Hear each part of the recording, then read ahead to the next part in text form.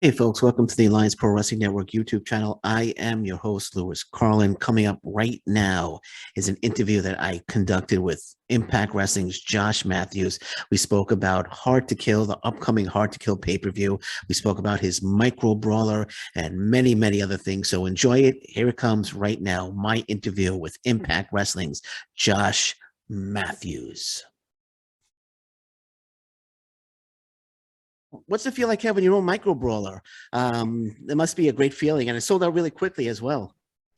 As a child of the 80s, to have an action figure, a Micro Brawler, it's super cool. It was one of those things where, as the Brawlers have become more popular over the last few years, I've been talking with Ryan over at Pro Wrestling Tees about doing a Josh Mathews. But the first thing we wanted to do was a Madison Rain Brawler, and we did that. And her Brawler actually never even made it to the public market.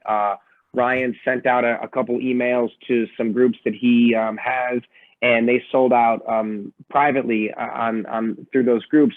So we did mine. We upped the order quantity by double. I was a little nervous. I didn't want Ryan to lose his investment, and luckily we sold them out in, I want to say 4 days, 3 to 4 days. So to everyone who purchased one, thank you. I am going to Zoom with everyone who purchased one. That is a promise. I will make that happen. I got to figure out how to make that happen, but I'm definitely going to make sure that anyone that purchased one that wants a Zoom, that we can talk to each other. That's a lot of Zoom calls you have to make. That's 600 minutes of Zoom calls that you're gonna be all zoomed out, man.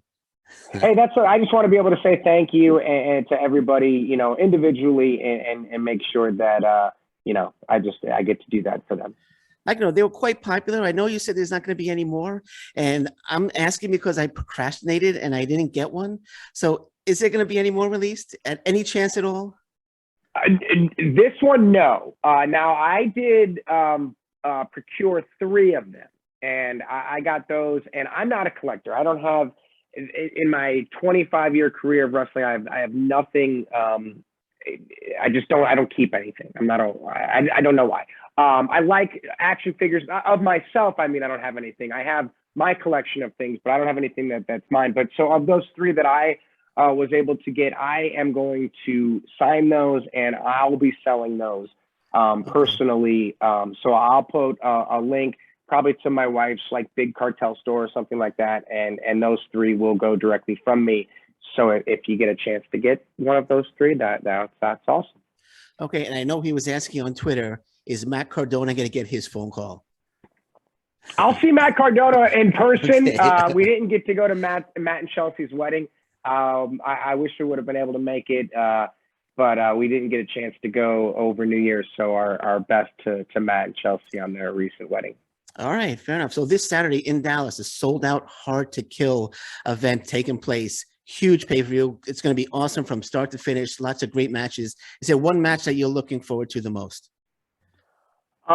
No, I say that with an asterisk because I am really looking forward to seeing the Knockouts first ever Ultimate X match. But I think that, watching our roster for the entire year, watching what they all go through, watching them sort of, for a lot of them, they're learning to be on television, and to see that happen, and to see them come from, starting their careers to now being on TV, to, sitting down with someone like a Lady Frost and talking about her entrance and how we can grow her entrance and build her entrance, and to see, people like that in this match, and just to really kind of get an idea for who these people are, and to watch them grow, and to try to help them. And when I became the producer of the show, my first goal was to learn how to do that job. And my second goal was to eliminate the mistakes that we had over the a few years since I'd been there, and little mistakes, and get rid of those. And then the third objective for me was to really, how do we make this grow bigger? How do we make our presentation look bigger? So I think we're on step 3. So I think we're going to be doing some things and showing some things that, we've got rid of the mistakes. Now it's time to sort of, grow and see what we can do. So the show is going to be amazing. We released a few standing room only tickets today.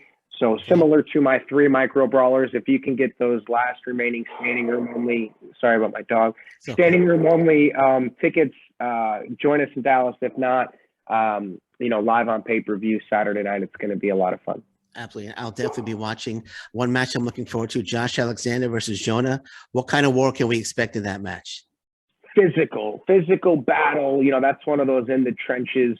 Who knows what's going to happen? Josh Alexander coming off the amazing year, winning match of the year and winning male wrestler of the year. Everything that Josh did in 2021, now he's got to prove it in 2022 and come out and do everything that he did times two, because the spotlight on him is even bigger now. So I think Josh and Jonah coming in the way he did towards the latter part of 2021 and the powerhouse that he's proven to be, that it's just going to be a clash. And who's going to start their year off right between those two on Saturday night?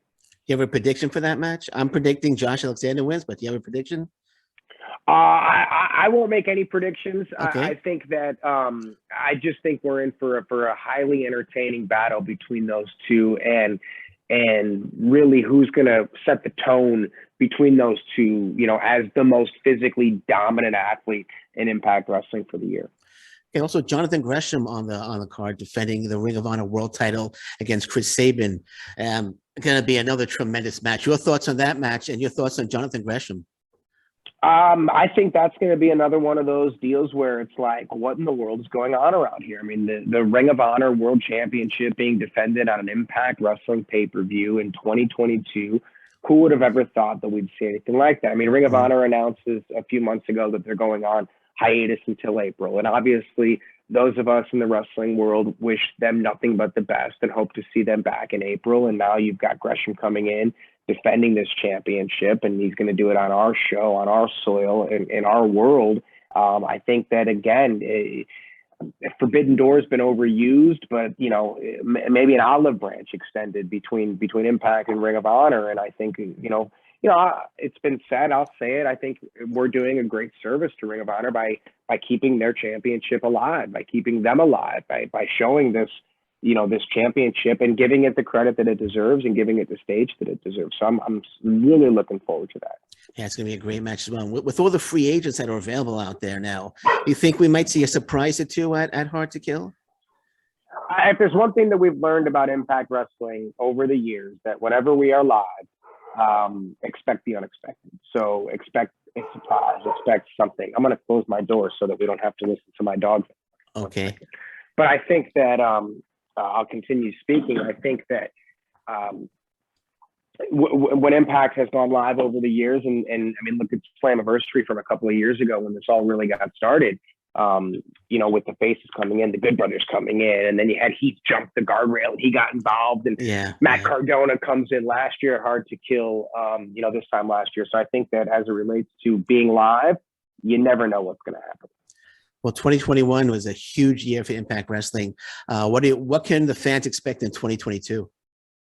I think more of the same. Our break ended yesterday, and it was time to kind of get back to work yesterday and today now. And as I sit and kind of prepare reports and get ready for the year, it's kind of like we've done this already. We all kind of know what to do with our jobs, and now it's how do we make those jobs better? How do we get rid of some of the mistakes that we made? Not that anybody would ever see those mistakes, but we know about them internally.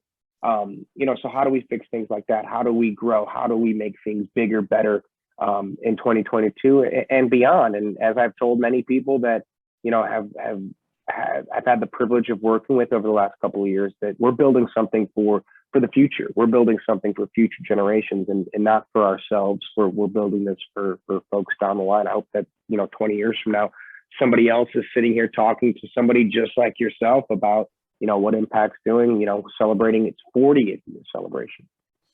All right, so how you have the working relationship with New Japan Pro Wrestling? How is that relationship? And once COVID restrictions ease, could we see some Impact talent heading over to Japan and competing in the New Japan Pro Wrestling ring?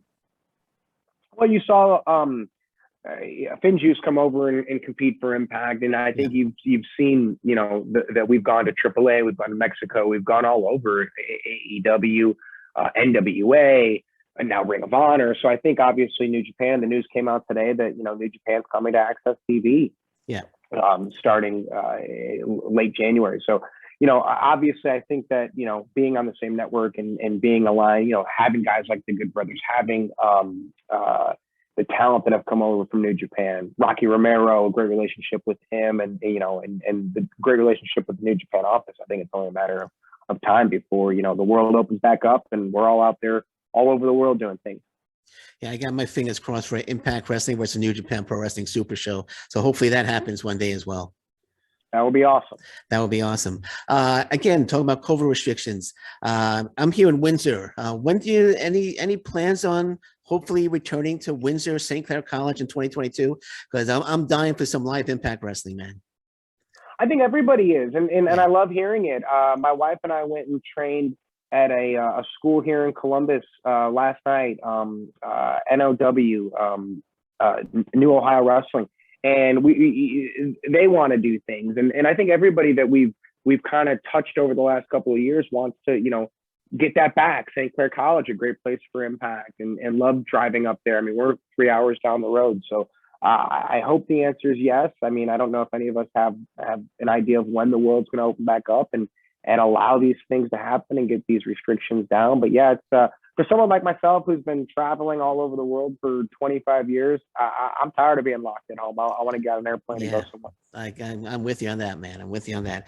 So Masha Slamovich going to be making her official debut soon. What does Masha Slamovich bring to the Knockouts division? Destruction. Absolutely. I think she brings an aura of physicality, and I think that's sort of, you can kind of check that box down the list of athletes in Impact that want to be physical. Jordan Grace, Masha, Deonna Purrazzo wants to get in there and be very physical. Everybody wants to show, how strong they are, what they can do, moves that they can pull off. And I think that's something that, Masha is going to certainly bring to the table, and she's going to make an impact. No doubt about it. Absolutely. Big fan of Masha Slamovich. I'm glad she's with Impact Wrestling. I often see on social media, I want to ask you this question, people wanting the six-sided ring to be brought back. Your thoughts on the six-sided ring, and do you think we might ever see a return of the six-sided ring, even if it's just for one night? It's hard, honestly, logistically, if it were just to be for one night to bring that back. Yeah. And I think that's kind of, that is a big factor in as to why I, as a fan of Impact over the years and TNA over the years, to me, it was cool to see, and then it was cool not to see, and it was cool to see it come back, and then it was cool, so I don't know. I know that fans often get into these debates about, the six-sided ring and whether or not it should come back or whether or not it shouldn't come back. But, that's 6 skirts.